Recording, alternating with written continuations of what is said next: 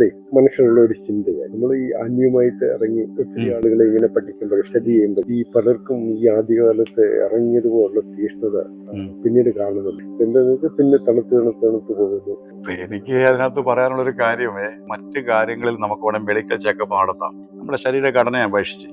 ആത്മീയമായിട്ടുള്ളത് പരിശുദ്ധാത്മ ബോധ്യപ്പെടുത്തി നോക്കത്തുള്ളൂ. തീർച്ചയായിട്ടും ഒരു സംഭവം നമുക്കറിയാം, അടുപ്പേന്ന് തിളച്ച് വാങ്ങി വെച്ച് കുറെ കഴിയുമ്പോൾ, മണിക്കൂർ കഴിയുമ്പോൾ ആ ചൂട് നിൽക്കുന്നില്ല. പക്ഷെ ആ ചൂടിൽ തന്നെ വേണം നിർത്താൻ കഴിയും, അല്ലേ?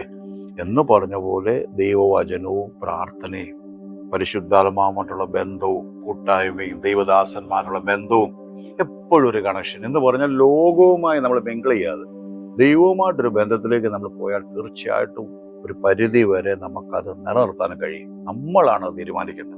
പക്ഷെ പലരും അത് അറിയുന്നില്ല. അവരുടെ ആത്മകൂളത്തിൽ നിന്ന് അല്ലെ ആത്മീയതയിൽ നിന്ന് അവർ ഒത്തിരി പുറത്താണെന്നുള്ളത് അവരധികം ഗ്രഹിക്കുന്നില്ല. ബാലൻസ് ചെയ്ത് ഭാഗ്യം തീർച്ചയായിട്ടും അങ്ങനെ ജയകരമായി തന്നെ ജീവിക്കാം.